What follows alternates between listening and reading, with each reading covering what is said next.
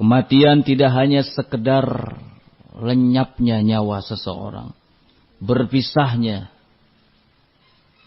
ruh dengan badannya. Di samping itu ternyata kematian menyimpan kepedihan. Kematian memiliki rasa sakit. Kematian ada sekaratnya. Wasafallahu subhanahu wa ta'ala syiddatal maut fi 4 ayatin. Allah telah menggambarkan perihnya kematian itu dalam 4 ayat. 4 ayat dari firman-Nya. Al-ula yang pertama. Ayat yang ke-19 dari Quran surat Qaf. Di mana Allah Subhanahu wa taala berfirman, waja'at sakratul maut bil haqq. Sungguh sekarat saat mati itu sesuatu yang benar-benar adanya. Sakaratul maut bukanlah hanya sekedar cerita. Sakaratul maut bukan hanya sekedar kisah yang didengar, yang disampaikan dari setiap orang, tidak. Tetapi sakaratul maut sesuatu yang nyata. Ada. Allah menegaskan, waja'at sakratul maut bil haqq. Sungguh sakaratul maut itu akan datang. Ada dengan sebenar-benarnya. Ini yang pertama. Watsaniyatu yang kedua. Di ayat yang ke-93 dari Quran surat Al-An'am. Di mana Allah Subhanahu wa ta'ala berfirman, walau tara idhidh zalimuna fi ghamaratil maut. Andai engkau lihat idhidh zalimuna, keadaan orang-orang yang zalim fi ghamaratil maut, dalam tekanan-tekanan sakaratul maut. Tentu berbeda yang dirasakan oleh seorang mukmin dengan orang-orang yang zalim, orang-orang kafir saat menghadapi sakaratul maut. Tekanan-tekanan yang dialami akan berbeda. Orang-orang kafir akan mendapatkan tekanan yang sangat berat, melebihi tekanan yang dirasakan oleh kaum mukminin. Ya. Sampai Allah menggambarkan secara khusus ikhwal kematian orang-orang yang zalim. Ats-tsalitsatu yang ketiga, Allah gambarkan tentang dahsyatnya atau perihnya kematian di ayat yang ke-83 dari Quran surat Al-Waqi'ah. Falaula idza balagatil hulqum. Mengapa tidak ada seorang pun yang dapat mencegah?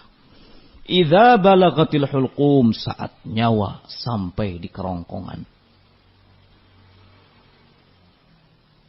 Ketika itu seseorang ingin berteriak tetapi tidak mampu. Ya.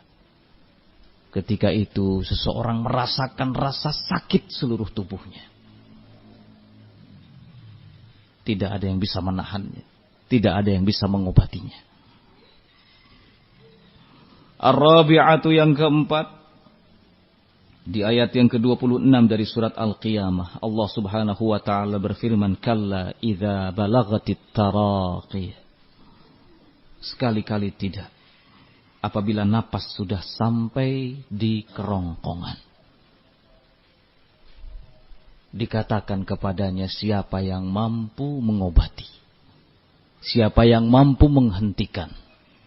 Siapa yang mampu menahan? Tidak ada.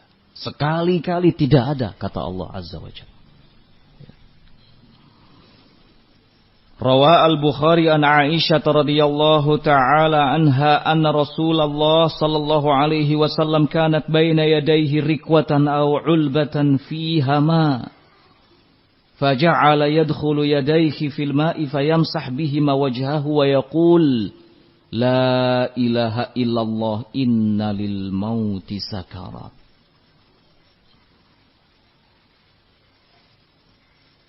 Imam Bukhari meriwayatkan dari Aisyah radhiyallahu taala anha, Aisyah menceritakan saat Nabi alaihi salatu wasallam dijemput oleh kematiannya.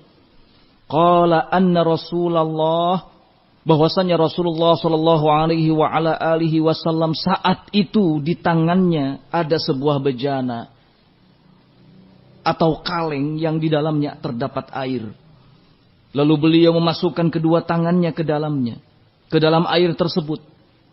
Selanjutnya beliau mengusap wajahnya dan berkata, La ilaha illallah. Tidak ada ilah yang berhak untuk diibadahi kecuali Allah. Sungguh kematian itu memiliki sekarat. Nabi alaihi salatu wasallam merasakan sakaratul maut. Nabi alaihi salatu wasallam merasakan tekanan kematian. Ini kekasih Allah. Orang yang menjadi pilihan Allah. Saat kematian merasakan ada tekanan. Ada sekarat. Ada saat di mana tidak sadar karena pengaruh rasa sakit dari kematian. Thumma nasaba yadayhi faja'ala yaqul fir rafiqil a'la. Beliau kemudian mengangkat kedua tangannya dan berkata, Ar-Rafiqul A'la. Hatta qubidha wa malat yadu. Hingga akhirnya beliau wafat. Dicabut ruhnya oleh Allah dan terkulailah lemas kedua tangannya. Aisyah radhiyallahu taala anha menyaksikan langsung pemandangan itu.